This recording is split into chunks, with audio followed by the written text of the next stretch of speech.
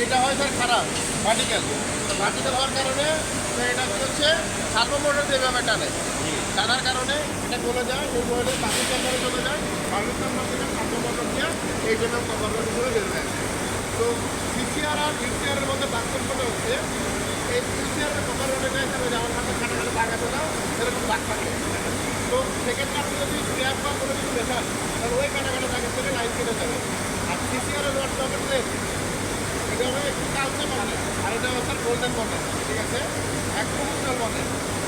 এখন ব্যাপারটা আমরা তো লাইনে কাজ করি, লাইনে কাজ করলে কি ওয়েস্টেজ হয়, এটা স্বাভাবিক। হ্যাঁ হয়, ওয়েস্টেজ তো আমরা কি করি,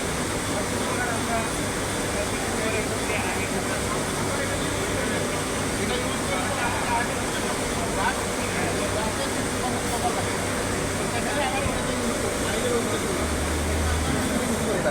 সেক্ষেত্রে কি হচ্ছে আমার যে রডটা রয়েছে রডটা 100% পুরো মিট থাকে।